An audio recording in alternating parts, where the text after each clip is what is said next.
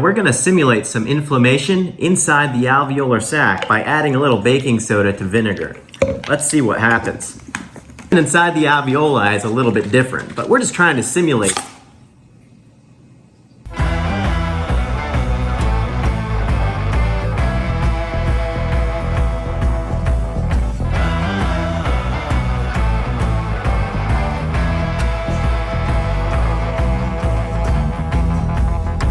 This is the Corona Chronicles, which highlights a doctor's personal journey with COVID-19.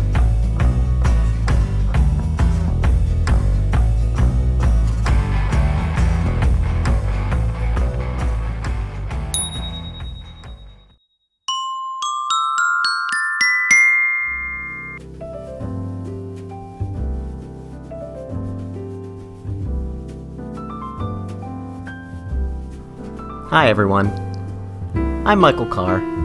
If you haven't been watching, I'm a medical doctor who was diagnosed with COVID-19. What do you do when you're home by yourself in these times of social distancing, self-isolation, and home quarantine? We have all gotten creative, some more than others, but we all find ourselves doing things that we wouldn't normally do. In this episode of the Corona Chronicles, I'll share with you my way to safely remove myself from this daily routine that's gotten, frankly, a little weird.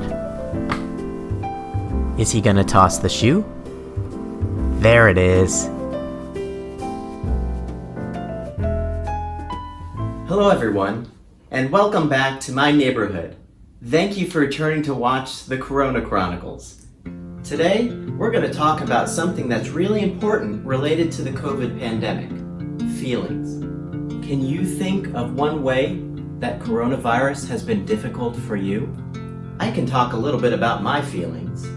This pandemic is making me feel pretty sad. Part of being human is being able to interact with other people. It's so important to reach out and talk to one another. Now, let me tell you a little bit about how I'm feeling. Isolation is hard. Being stuck in the same room for weeks is hard. Sometimes, even the people or pets that we love can make us so angry on the inside. Stop coughing! We are all getting on each other's nerves. Oh my God. I am never going to recover financially from this. Isolation is hard. There are a lot of ways that we can learn to try to deal with this. And one of the ways that I've decided to deal with this Is to just disappear and vanish into thin air. I'm just kidding. I'm still here. But I did decide to leave the apartment for a little bit and go for a jog. I needed to feel the wind blowing through my hair and hitting me in the face. I needed to hear the sound of my sneakers hitting the concrete, and it was just so... Okay, I know what you're thinking. Mike, you're going out and going for a run? That's not smart. Your lungs are not healthy, and you could expose other people. First of all, this is an experiment. I wanted to test my own exercise tolerance and make sure the capacity of my lungs was still normal. Secondly, it is really easy to maintain a safe distance right now. There is nobody outside. If I was too close to anybody, I ran to the other side of the road. I don't know about you, but I am going stir crazy from being in the same room from sunrise to sunset. At the time of this recording, my wife and I are still isolating, so we are on opposite sides of the apartment. I will admit, I snuck out a few times to walk around the corner.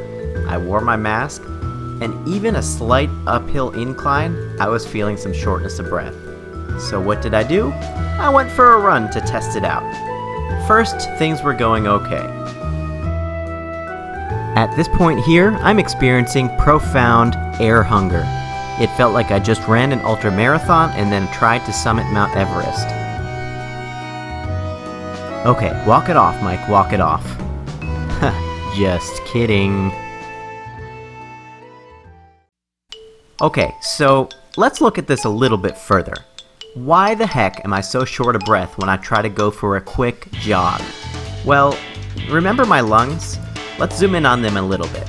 Remember the trachea goes down to the bronchi and the bronchioles? At the end of those are alveoli. A grown adult has about 6 million alveoli in their lungs, where oxygen is exchanged for carbon dioxide. If you stretch them out, they would cover an entire tennis court. Remember, alveoli, not ravioli. That looks really good. Anyway, inside the alveoli, oxygen is exchanged for carbon dioxide in a process called diffusion. Also, the immune system has cells in the alveoli called macrophages. Macrophage. These are basically the tiny Pac-Man of the immune system. A macrophage's only purpose in life is to find things that aren't supposed to be in the alveoli and eat them up.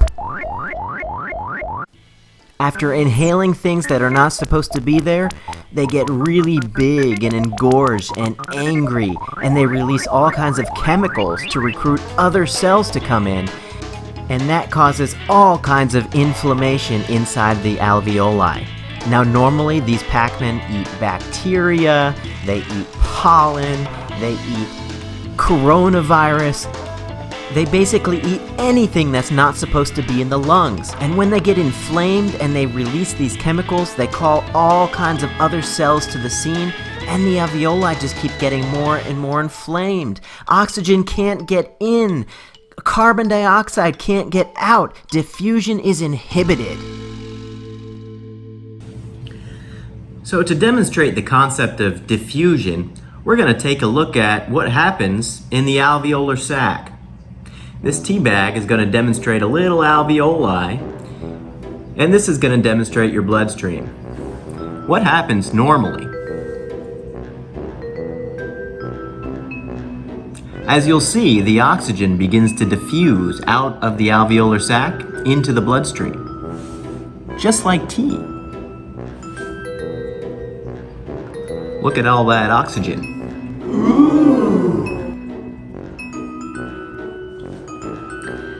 Now let's see what happens when the alveoli is introduced into a scenario where there's a lot of inflammation. To simulate the inflammation that's happening in your alveolar sacs when you have a virus like coronavirus, we're going to create a little bit of a situation. This is a little baking soda into a vinegar solution.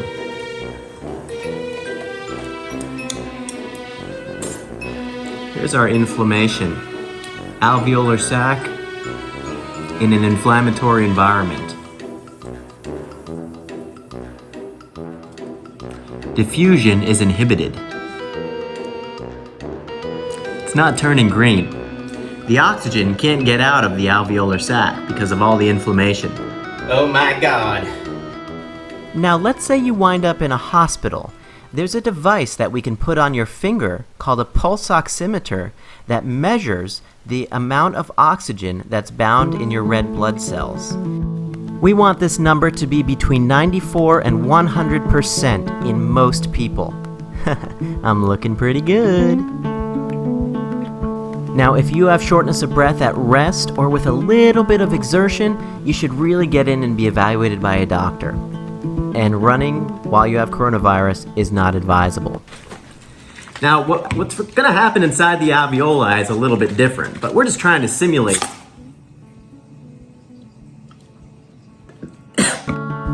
In the end, it was nice to get out for a quick jog, even if it didn't last that long. Anything to take a break from my isolation chamber. To see the signs of overwhelming support from our community, it was totally worth it.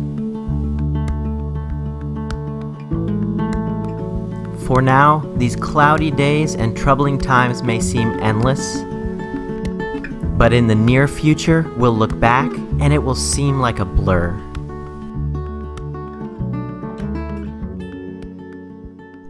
In the meantime, we all have plenty of things to work on. I learned how to play the piano.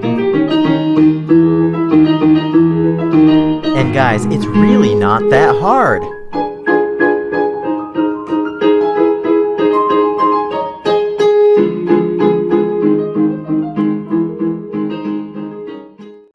That's my wife Sarah, and with self-isolation, we are really doing a lot of cleaning. Well, Sarah's doing a lot of cleaning. I help out a lot around the house too, I swear.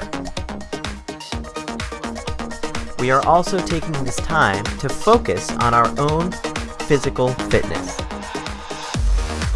Did anybody else do the April Ab Challenge?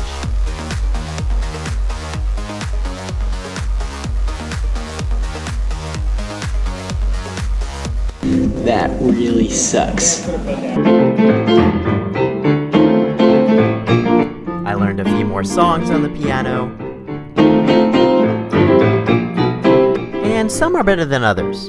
You be the judge.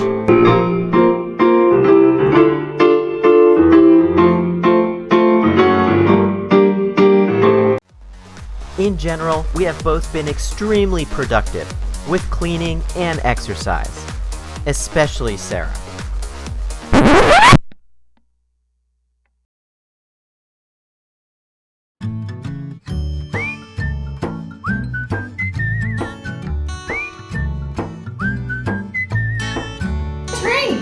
A train! Hi, train! Hi!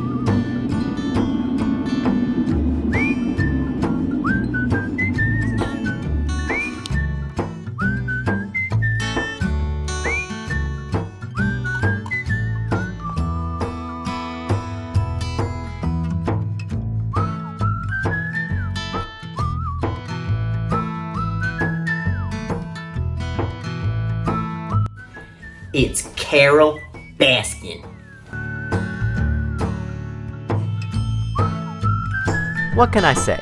It's important to have a little fun too. And yes, I still play with Legos.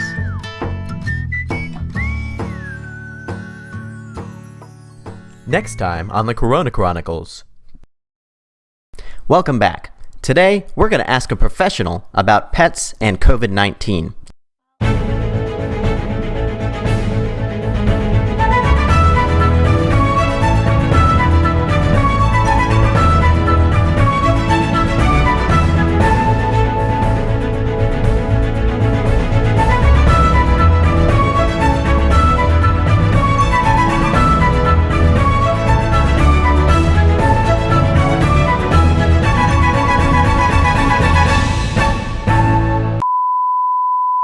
Before we roll the bloopers, I just wanted to take a second and say, go ahead and subscribe to my channel. If you subscribe, you get notified that the videos are published and you can view them before anybody else.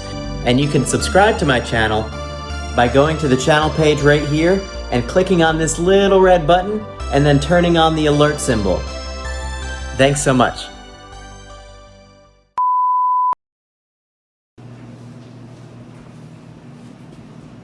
He mocks me every day.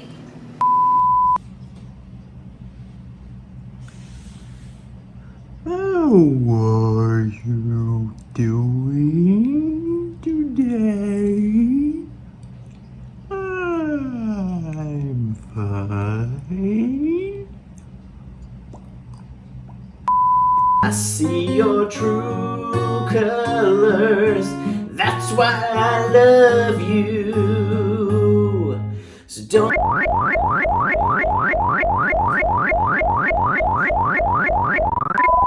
my man.